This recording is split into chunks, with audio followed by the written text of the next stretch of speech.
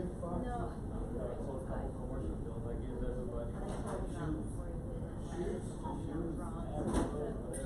So 30 days we're gonna. I know. Women's shoes.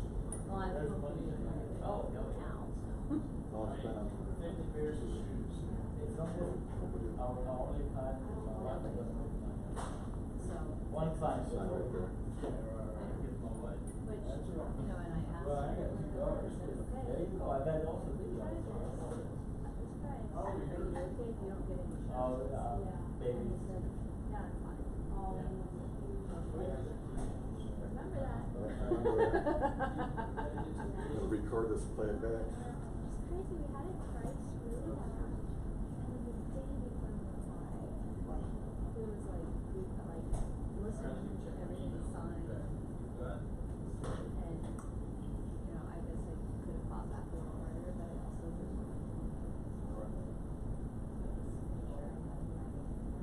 Oh, did you? Good. I sent him an email, he doesn't check his email. So, it's in there.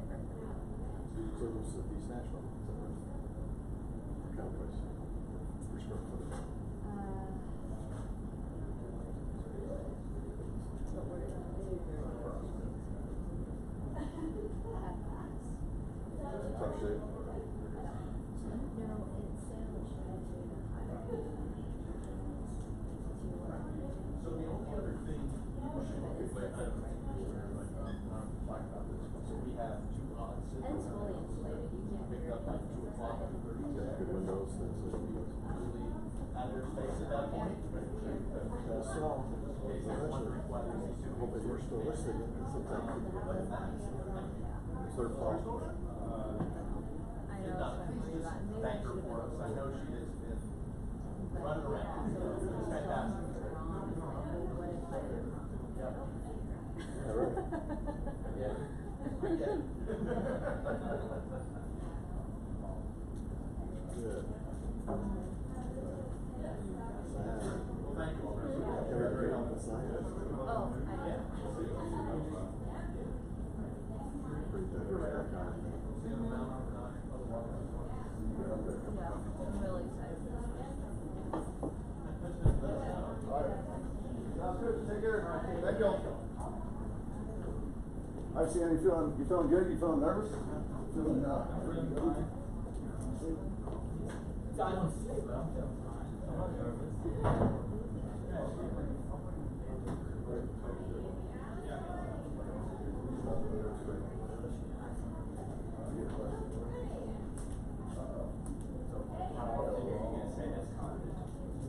I'm not taking a joke. You would say like there's just the other voice. You know, I can turn it on a little bit. Pancake bread. Well, it's I don't even like it.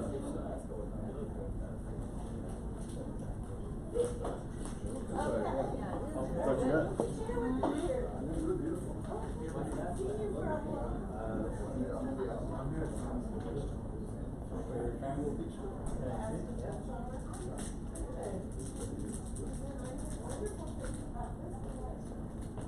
Oh yeah. Oh, you had Just got that from Denver. Just riding, stepped up from Denver. Good girl, too. What's that? I said, no, I thought it was her. She's smart. It's very impressed. Big old town. Okay, My last one. this is kind of on the low side. Pretty cool. Chris, are you, it's kind of low, is that on purpose? Yeah. So I'm gonna look like the side of a barn? Huh? Okay, good, great, Sam. There, I see it. It's not gonna look good. These chairs, between these chairs, okay, no, you're not on. Okay. Is it time? 1, 5, 4, 3, 2, 1. Good morning. Good morning. How's everybody? Good. Well, I'm so excited today to have Tzion with us. He is an agent that I have watched from the beginning, and I am so impressed, and I know you're all going to be too, especially when I dig out of him some of his secrets and about his life and his goals and how he made it. So welcome, Tzion. Thank you. No. Thank you. So I did something that I don't usually do, or I didn't do something I usually do, and that is I didn't send or create any official questions to him, so he had them ahead of time. And so this is going to be interesting. I'm going to see if I can pull it out of you, which isn't hard to do. No, by the way. So, Tzion, you have an incredible story. It was when you first came to Village. So, before we get into what's happened since you came to Village, can we talk about what happened and where your past and how you got to this when you came to us? Yeah. So why don't you tell a little bit about that? Like early life? Your early life. You were born. So I was born in Israel. Can everybody hear him? So can you talk? Yeah, good. I was born in Israel, where the, growing up on the beach on the Mediterranean, sports and what's not. And in Israel, the military is mandatory, so you have to go. You don't have to fight, you just have to serve. 3 years for men and 2 for women. And of course, I wanted to be, the best of the best. My dad was a SEAL, a Navy SEAL, and In Israel? yeah, Wow. and I didn't know that. Yeah, and my family is, just so you guys know, is half American, half Israeli. So growing up, regardless, through elementary school and all that, we walked back and forth, New York, Tel Aviv, on that line, a lot. LA, New York. My time came, and I graduated high school. I served, and I went to, of course, one of the most elite infantry units. Became a lieutenant with time, squad leader, team leader, and then officers training school. Became a second lieutenant, then a lieutenant, and I left before captain, make it a captain, and it was 5 years straight of just war, just fighting and leading people in battle. Hardcore training, secretive missions, all the sexy stuff. It's beautiful. Beautiful? Beautiful. It sounds I mean, scary to me. Yeah, but the adrenaline, it's just How old the were you? action. I joined at 18. I left at 23. Wow. Will you tell us your most secret thing? Yeah, sure. Come close to me so I can tell He'd have to kill you. After I got Now you out- brought a book and you showed me a picture. Yeah. What was that? So there was a lot of like evangelist Christians that donate, help Israel. So there was a group that came, and as a good faith, the IDF got them into our unit where they could just meet us, take him to a range, and they looked for some few soldiers that spoke English, which most do, but I was like, sure. So I met the people, and were nice men from all over the United States, and Tennessee is particularly. It's a funny story. So anyway, I got out of the military. I spent almost a year in the Israeli Secret Service. I don't know if you guys, We know about Okay. our Secret Service. So yeah. We don't know about your secret or that Secret Service. Hence the name. Hence the name Secret Yeah. Service. So- So you were a James Bond?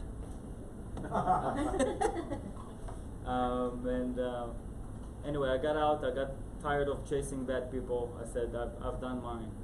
I'm out, and I'm moving back to the States and just to relax and Anyway, I came here, New York, and then I came to visit a friend in Knoxville, Tennessee. Did you talk about the magazine, the pictures? So that's good. what I saw. I saw a kid. I went with my friend to this coffee place, and I saw a kid walking down the street with a hat, had a symbol of my unit from the military. I was like, what the hell is going on? So I grabbed that kid, and I literally grabbed him. I was like, who gave you that hat? He said, my grandpa. I said, go get your grandpa. He brought back his grandpa, and it's the guy that came and visit us, and donated a lot of money to help. He donated the gym. They donated the gym to my unit. So Wow. he's an author. He's a big pastor, and he wrote his 4th book about Israel. and the Jewish journey and all that. And he dedicated a chapter interviewing me for a couple of years and putting pictures of me and all that. So, and I took him back to Israel with the church and showed him cool stuff, took him to places you couldn't have gone otherwise, you know. Right. So, that And was I awesome. have that. Yeah, I You gave gave that it book. to me, yeah, I'm very proud of that. And a rock. And a rock And from I the Sea still- of Galilee, yeah. Yeah, I still have my rock Yeah. from the That the rock I brought myself too when I went to Israel. a treasure. Okay. Treasure. So, okay, so we're in Knoxville. Yeah, just visiting, and then I just a few months, and then went to San Diego, LA, family there, and I got into the entrepreneurship, stock market, economy, and when I came, everything just tanked. You know, it was 2009. It was just, I mean, I saw bad stuff with the West Coast. People getting kicked out of their houses left and right. It was just like that. And to me, it wasn't. I didn't know any better, right? So I started swimming in those waters because I was like, I wasn't living here when things were crazy or whatever. So I just, that's all I knew. So I ignored all the noise. It's bad economy. It's bad this. It's bad that. It just went, and just grew businesses. I managed to grow businesses by myself, selling the businesses and moving along the chain,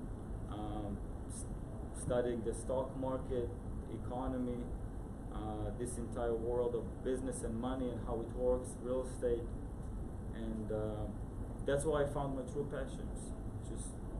Just that, real estate and stock market, economy, and the way it's evolving just fascinates me because I hate numbers. I hate mathematics. But when it comes to real estate and stock market, I can't get enough of it.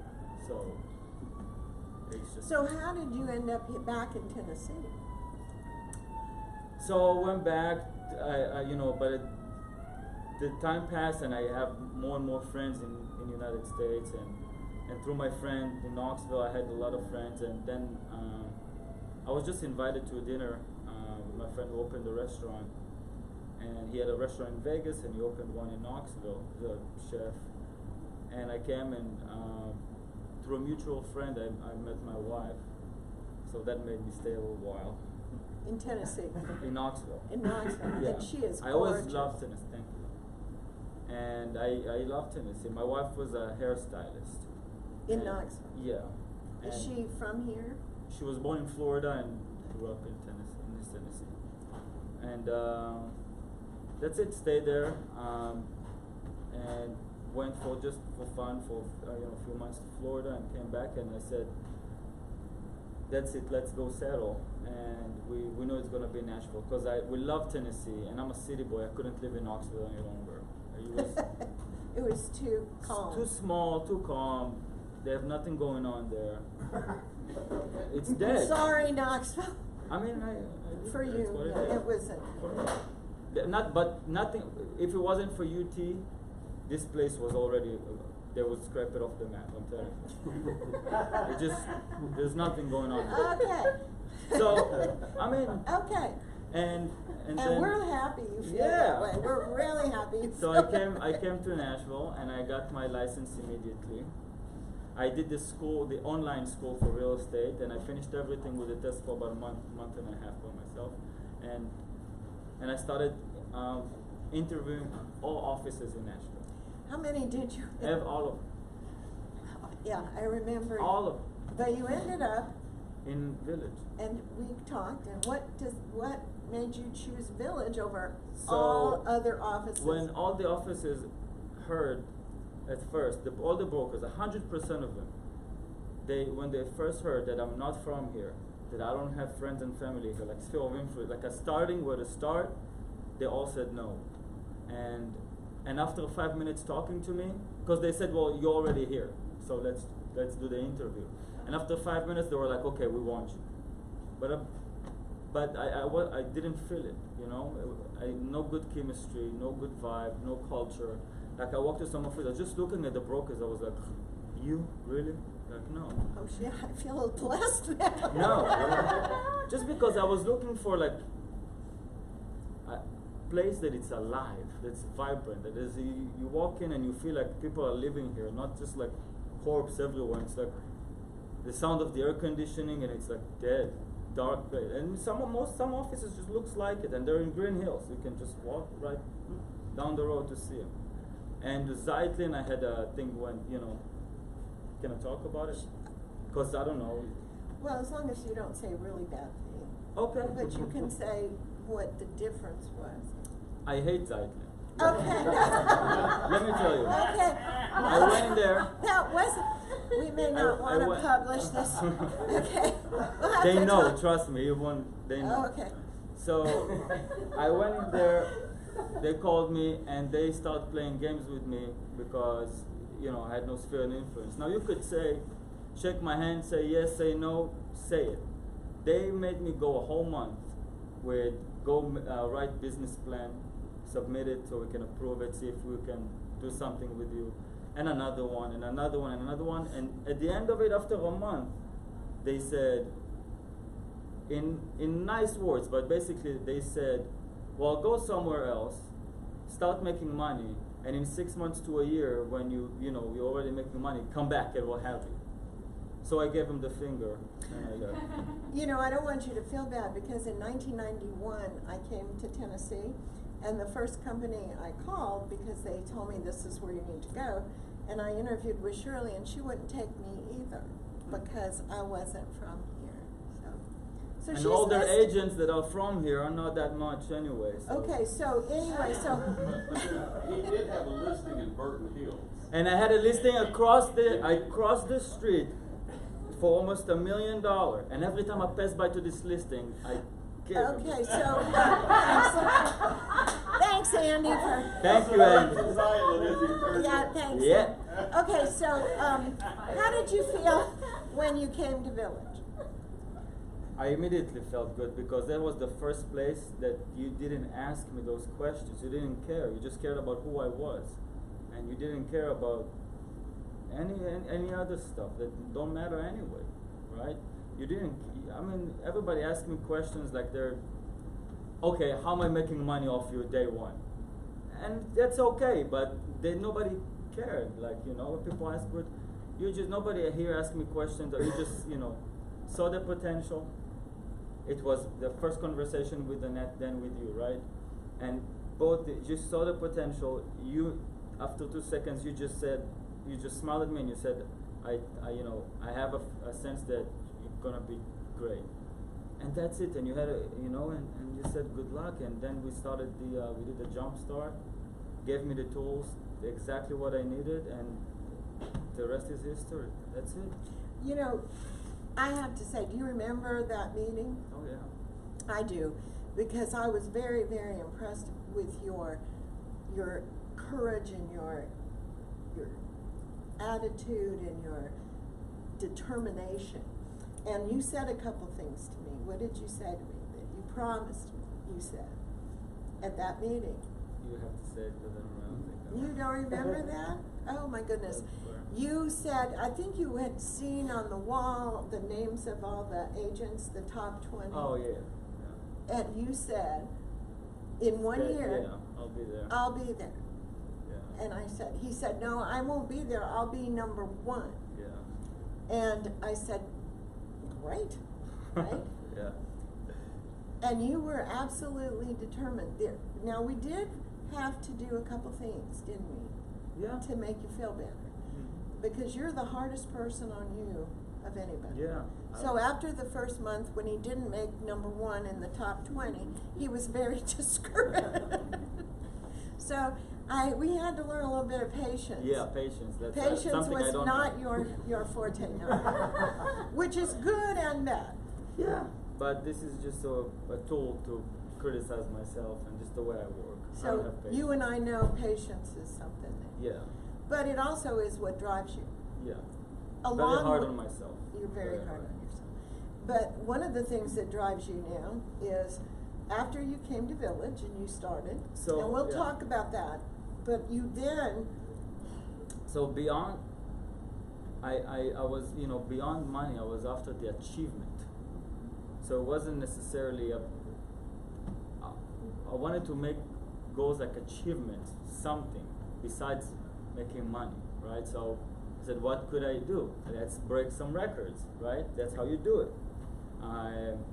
And then we do the jump start, and everybody told me it will take you about 6 months for your first transaction. And then in Village, all the offices in Village, Annette says, oh, I mean, we're gonna help you make it about 3 months or so. I was like, fantastic. And then after 8 a month, Saturday and Sunday. For anybody. I don't care what it was. And it was for this young girl who left. She had a baby. She was 30 under 30. Oh yeah, Jessica. Jessica Randall. Yeah. In Spring Hill. And at first she gave me in Spring Hill. I was like, where's Spring Hill? You know, I just got here. I was like, wow, for real? And I went there and I got, my first client there. And it was a success because he was a successful businessman. We did his house, then he referred his employees. And it was after 3 weeks. And my first transaction after 3 weeks in real estate with Village, remember? Instead of 30 days contract to close was 60 days because of Bank of America. And what are the odds that my first transaction would be No, that's it good. was- Yeah. Remember that? Oh yeah. You felt like it's gonna fall a million times, and we made it happen. And my client said, because I don't know how you stick with me, but my clients never know how long I've been in the industry. So my first client, this guy said, have you ever seen something like this, like in all of your years of real estate? That a transaction went bad like that. I said, you know what? I did it. No, I never if you ask him now, and we're good friends, we did a lot of business together, he doesn't know it's my first transaction. And he would never notice. Maybe someday. Maybe someday. But yeah, and basically from there on, was another open house for Jamie Van Zandt in the Nations. I met also a nice lady, and we bought her a new house in the Nations, and that just transpired to a crazy 2 years just of her, just buying a house for $400,000, and then she said, okay, now I want you to sell my Burton Hills house for $700,000-800,000, and then she said, okay, let's invest in East Nashville, and I mean, that's been amazing. And then her friend joined us for showing one time, and she said, I see how you treat her. I also want to buy a house with you. I said, oh, come aboard. So what is it that you do that is, how do you treat her that made that Well, I don't care about nothing but the client.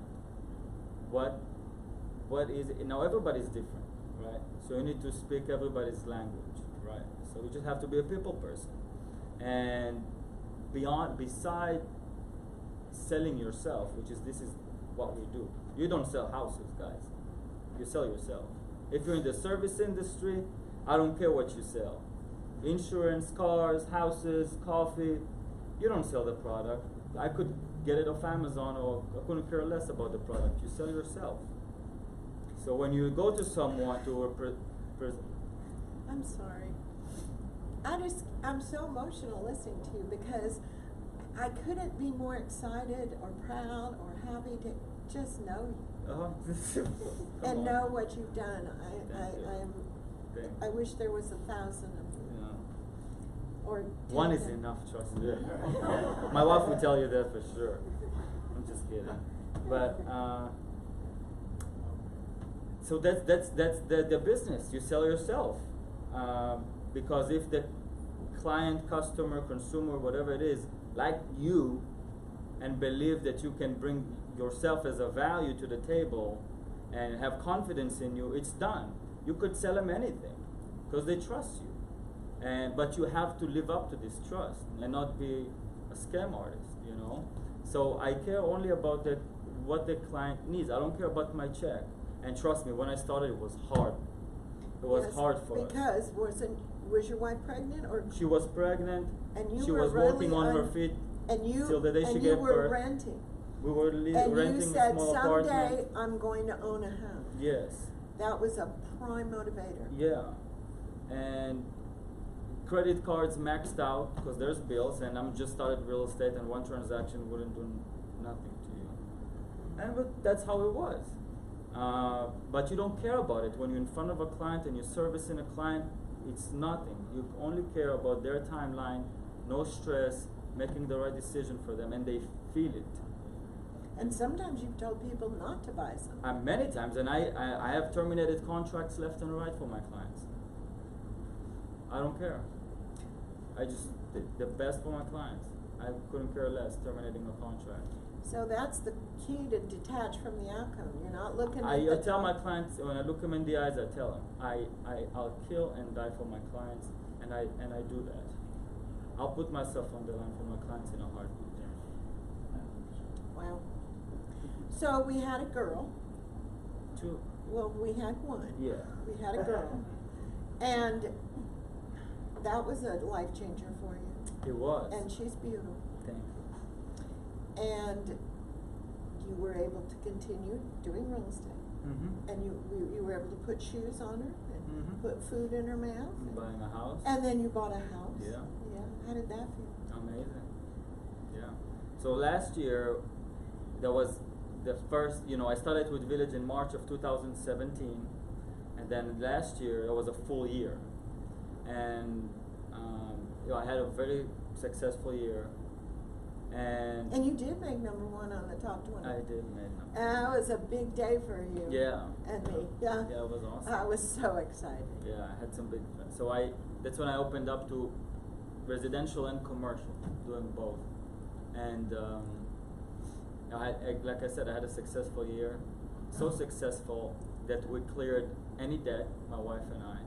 Student loan, everything. We had one vehicle for both of us, so each one of us have a nice vehicle now. I bought a brand new construction in Charlotte Park, and it was just fantastic. My wife is able to. I'm able for my wife to be at home and spend time and raise the kids until they go to kindergarten, whatever it is, And you had another girl. and we had another girl. Sorry. No, it's okay. Just need some sleep. It's good. It's okay. Amazing. Okay. We're going to have a boy now? If I keep trying, it won't happen. Then I just lost sleep. I see. Well, maybe when they get a little. I need a rest first. Yeah. And you got a lot of work to do to keep 2 girls. Yeah. 3 girls. Yeah. In their style, they're going to get accustomed to. Yeah. So you got a big motivator. Yeah. But again, my wife it's not easy because coming along with this is I'm not allowed at the house. You're not at what? I'm not allowed. I'm not present a lot at the house because I'm very determined what I do and also to provide. And also my clients, we're fiduciaries, and it's just what it is. And like it or not, it's a competitive environment. So whoever wins in a competition is whoever will go farthest, right? So nobody. I can't live with myself if someone will be able to outwalk me. So I'm 24/7.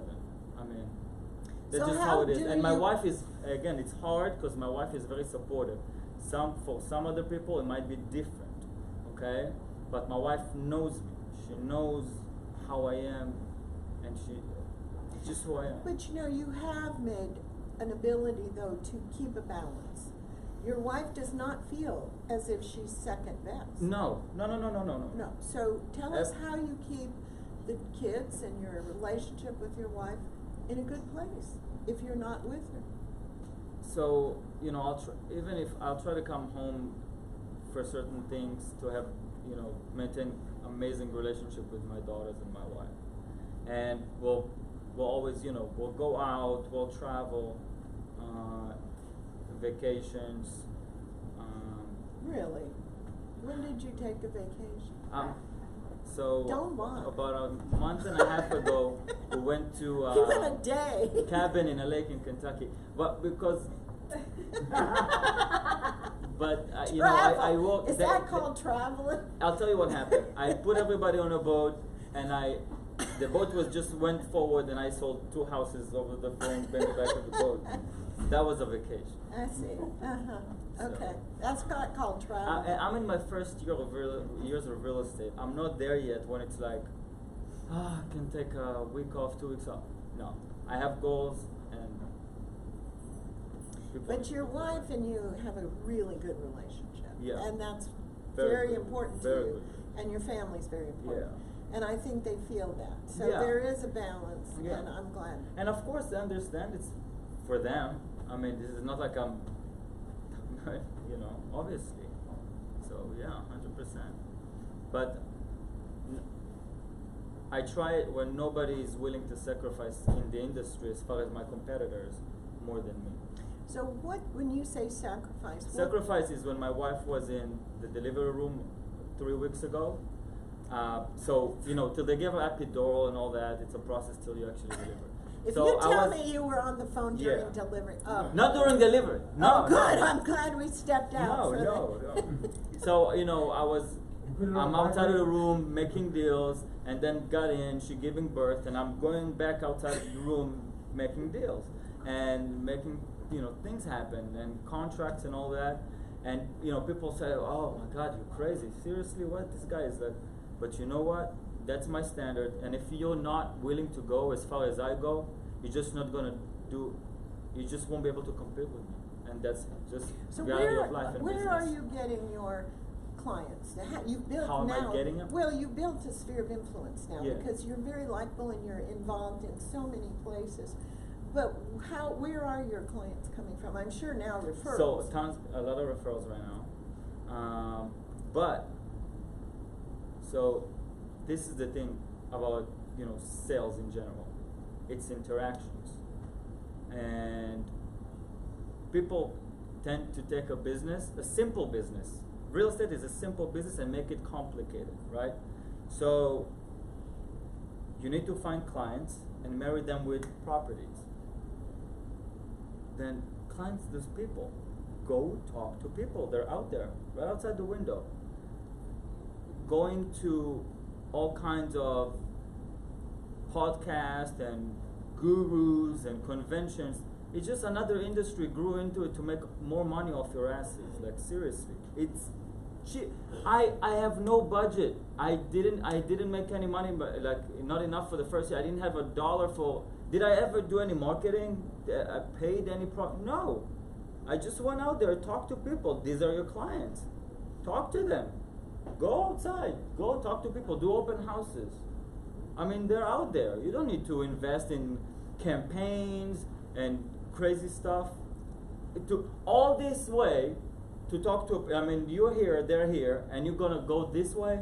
Try to get them there indirectly. Just talk. Say hello, and that's it. You made a connection. It's simple. Just people make it complicated. Break the ice, and that's it. And so you know, I also guess with you rich don't people. buy leads. Come on. No. That's ridiculous. Because the same leads you're getting, 10,000 other agents gonna get them, and they already have those 10 microphones, and they go, hello, hello, and this is not even, and this guy just went for sell by owner. He didn't even test the market yet. So what I did when I first started cold calling and door knocking, I went to Zillow for sell by owner, and to show me the oldest ones, instead of everybody going to the newest ones. And I said, why? They haven't tested the market yet. They're just gonna give them a headache. I said, I'll go to the oldest ones. They gotta be desperate, and nobody's calling them because everybody going to the new ones, you know. And there are people willing to talk. Door knocking wasn't much successful. I didn't see success. The most success was open houses because of the interaction with people. And that just. So, do you do anything? I'm going to ask consistently, since you have people now. Do you have a database that you keep? So the 30-day letter. So everything I learned from Jumpstart, that's all you need to make $1 million or 70 million. All you need to do is just make more of it. That just makes me teary. I'm sorry. So you don't need to jump from $1 million to 70 million. There is no different formula.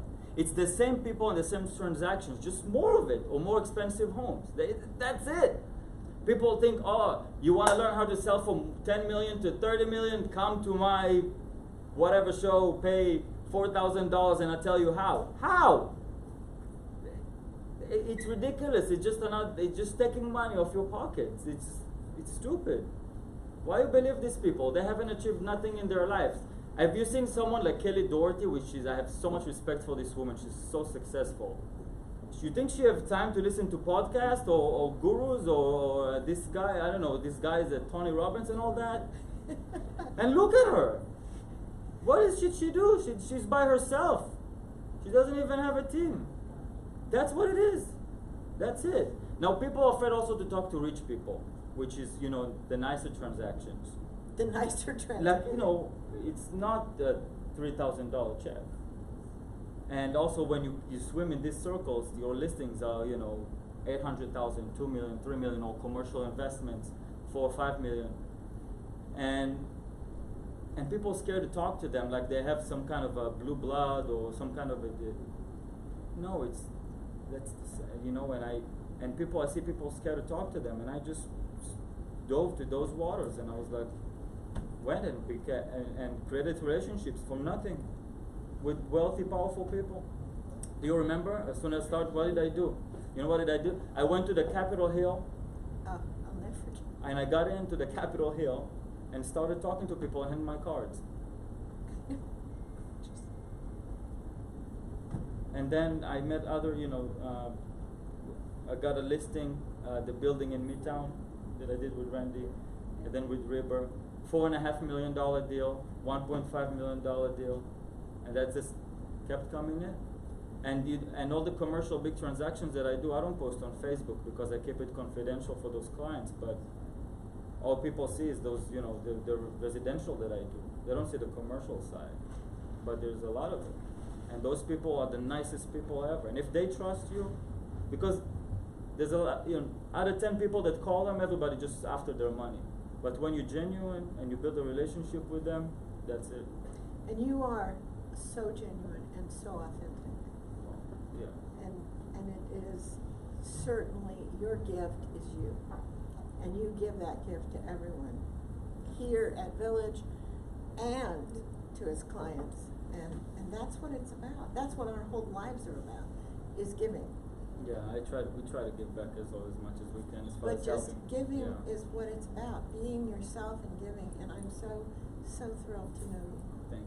And how many So- companies said no to you? How many companies said no to you? I'm going to mention them. Is that okay? We're probably not going to publish this. Okay. There Go is ahead. Green Hills. There is a Parks there. That was a weird one. Keller Williams in Green Hills. They were nice. Zaitin said no, obviously. You know what? I'm starting to forget. I met with I don't know anybody could say no to them. well, He was in my office. It was a powerhouse of excitement. It was 25 or 30 companies you talked to. Yeah, he did talk to I talked to any office, Yeah, every yeah. office in this town. So I'm very honored. So let's open this up to questions. Do anybody want to dig deeper? I do. Uh, What was the sorry. Go ahead. Millie. What was the biggest difference you found between what made you decide to make the jump between residential and commercial, and what's the biggest difference? So Okay, I'm going to repeat that for outside. Millie asked, what made you branch from residential into commercial, or incorporate commercial into your business? Is that good, Millie? And what was the biggest difference? And what was the biggest difference? So that's part of what I said about taking a simple business and making it complicated. When people start, for example, specializing like residential or commercial, industrial, whatever, or for example farming, right? People do farming. I walk only Bellevue, I walk only this. It's still a damn house. What's the difference? So I was always like, I don't want to specialize. I want to do it all. Plus, when you get into it, so basically, residential, once it's consistent, it's great as far as business, as far as your bread and butter, whatever you want to call it. Yeah. But the commercial ones, that's real fucking money, right? Like, sorry. So that's life-changing money. Truly, we're not. It's true, but oh, come on, you can just beep it or something, Chris. Chris, we're gonna have Beep to it. do a lot of editing in here. So that's life-changing money. That's what made me such a good year, and I was able to clear all this debt because the residential was amazing, but it's kind of a wheel when you have credit card bills and all that. You need to get a huge lump sum of money to get you out. Just put you. So weren't those the same people though that did the residential So- that also wanted to do commercial? It wasn't necessarily the same people. So I got into the commercial world, and what I found. How did you get into that world? Is what I got a phone. So one of the wealthy people I made a relationship with, the relationship got so good. He said, "You know what? I wanna help. I have this building in Midtown, State Street. It's West End toward going downtown, off Church, and it's a 14-unit building." He said, "Take the listing, try to sell it, but you have no exclusive listing agreement." So that was a challenge, and it took me a while. The building was probably worth, if you look at the cap rate and the numbers, about 800, 750, 800, 900 max, and I sold it for 1.5. 'Cause I sold it on an idea of the potential of it, what you could do with it. And it was a successful deal, and that was one. How long did you have it listed? Like how long? It wasn't He didn't have listed, it but I had listed. it, but I got it, I'll tell You you. just had the right contacts, right? You just had the right contacts to reach out to. How long did it take you? To sell it? A long time. Like I think I got it in late 2017, and I sold it. I think got it under contract. It got serious only. It closed in October of 2018. So the contract was probably 3 months. That's not that. Due diligence. Your patience level, that Yeah, was a right. long time. Yeah. So probably took me, I would say, 6 months. Let's say. 6 months, very long. But again, you have to understand there was no MLS or online, because anybody could have stole it from me if they wanted to, or just go directly to him. So I had to do it in a very creative way.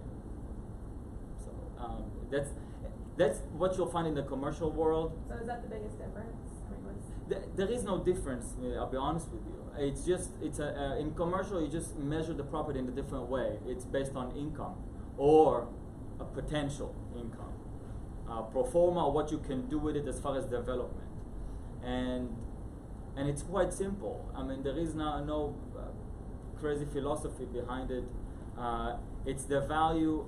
In commercial, it's more of individual value the buyer have towards the property, the vision they have for it, and that's how much it's worth for them, beyond the numbers.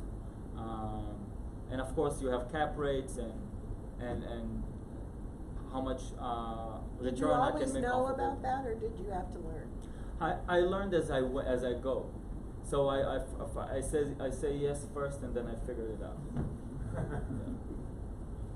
And That's John, of course, John was here, and John is I love him so much, and he's a numbers guy, and we have so much in common when it comes to those numbers and stock market and all that. And he's brilliant. He's beyond brilliant, this guy.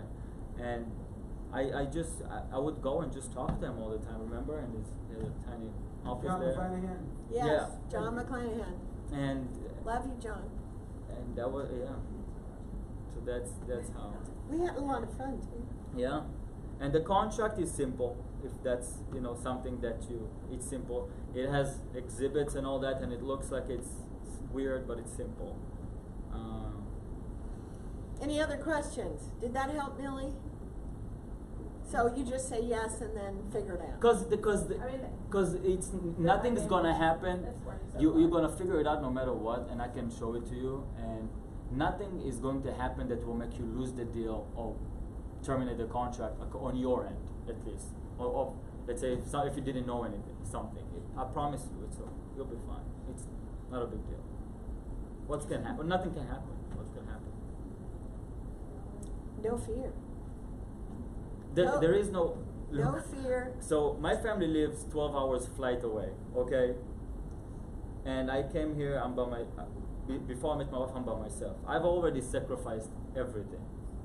What do you think? I don't have any other time to succeed or do anything else. I don't care about nothing. I'm going forward towards my goals, and I don't stop at any stop sign. There is no fear, there's nothing. I just go. I couldn't care less. I already sacrificed Do everything. you think it's because of your background where you experienced such a volatile early years that you overcame? If you could You live talk through about that, military? you could. Mhm. Yeah, probably. I've seen things that most people probably, I don't know, wouldn't see or handle or heard or. So this did seems stuff. much simpler than what you. Yeah. Once you've been through that. Because it's fun. There's air conditioning here. You don't carry any high gear. You talk to people. No guns. Nobody needs to be surprised in their sleep or something like that. It's good. Wow.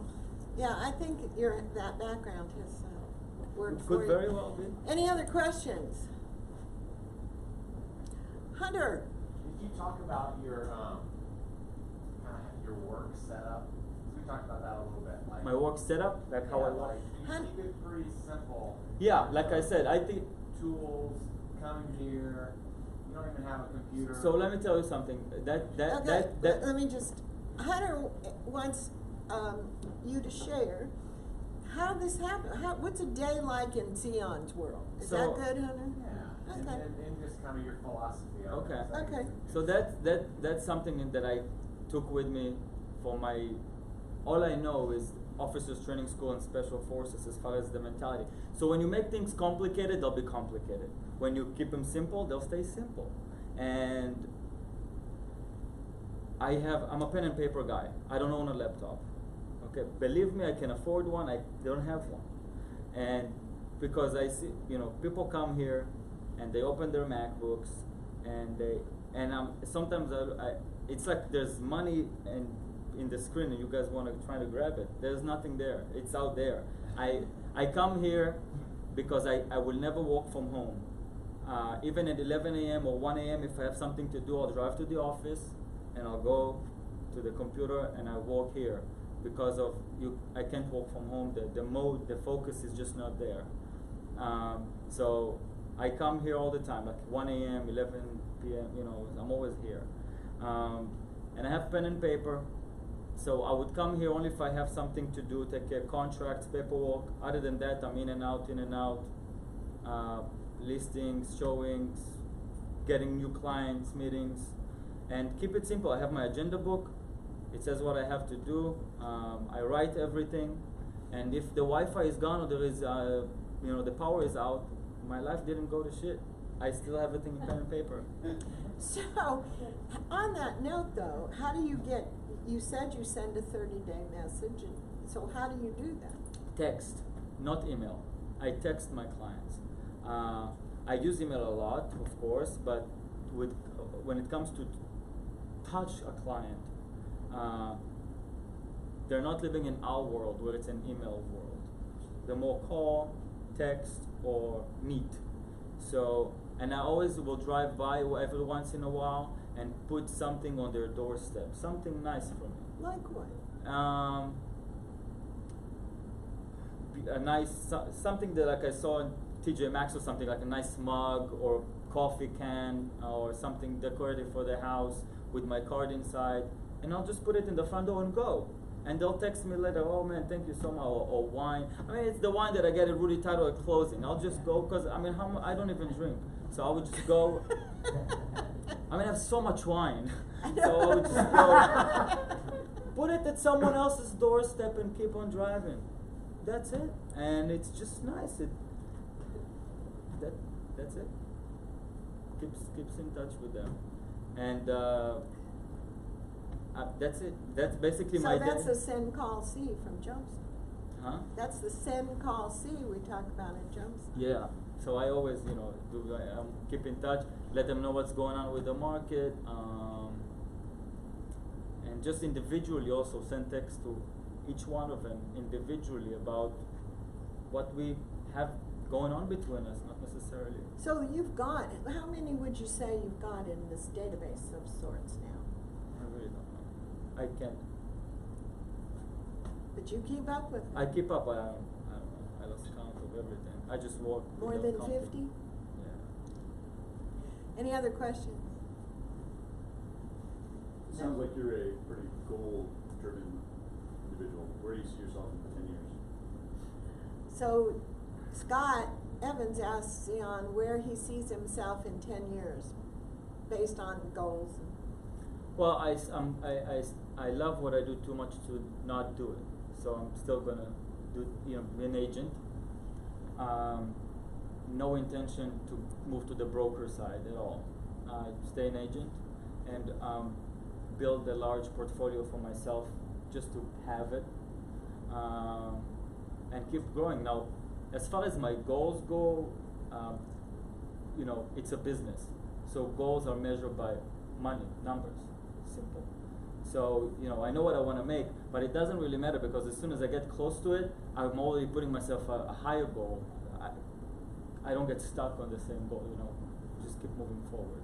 Now, it's never enough.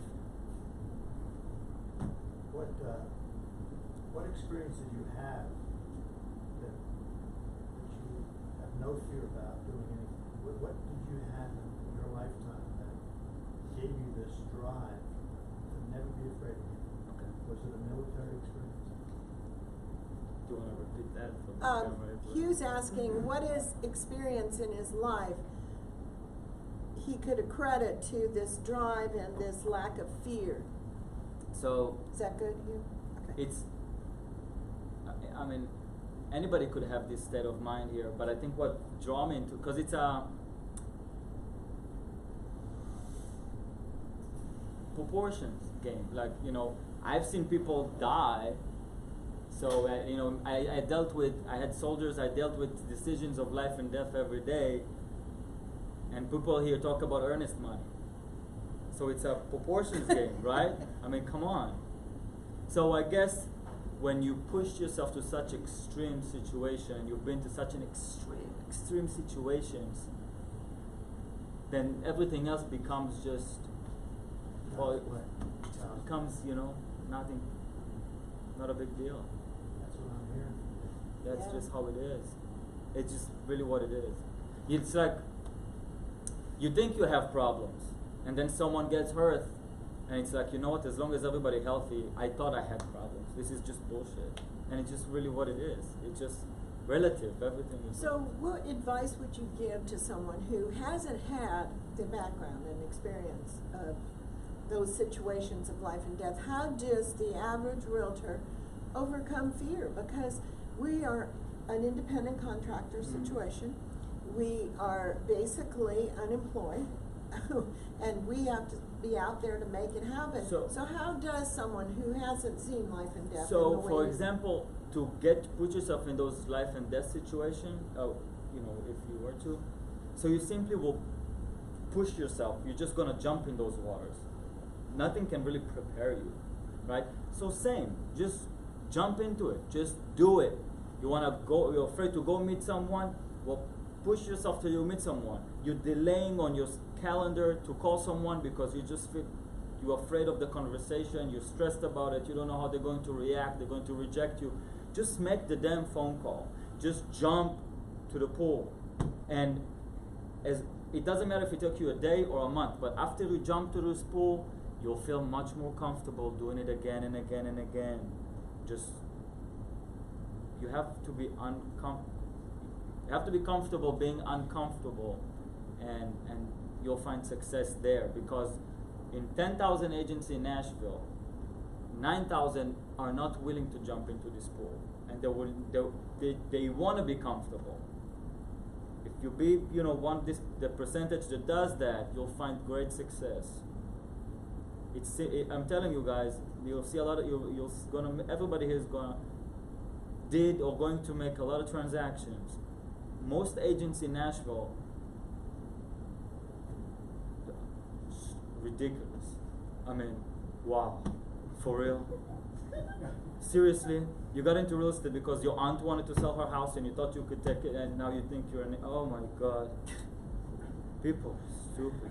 But when you first got into it, you didn't know what you know I now. didn't. So what did you do to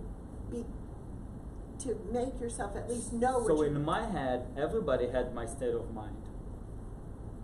I thought everybody are gonna in the mode of killing it and have 10 times the knowledge that I might have. And I was like, I gotta catch up.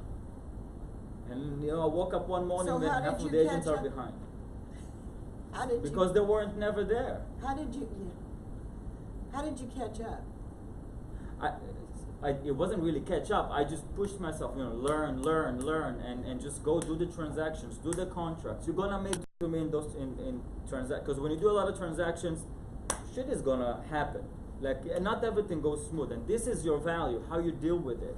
Because every agent can sell the same house and marry the buyer with the house that they're gonna find.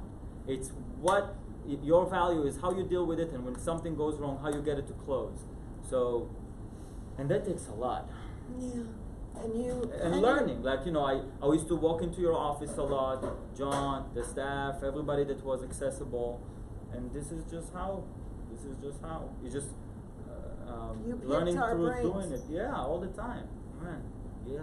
Which required of you something that I think we're talking about that you really miss. I don't miss it, but there is, believe it or not, a tremendous humility in his authenticity.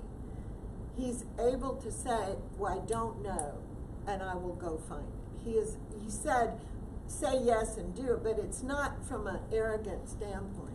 It's from, I will find how, and he makes himself in a humble situation to go and get the answers.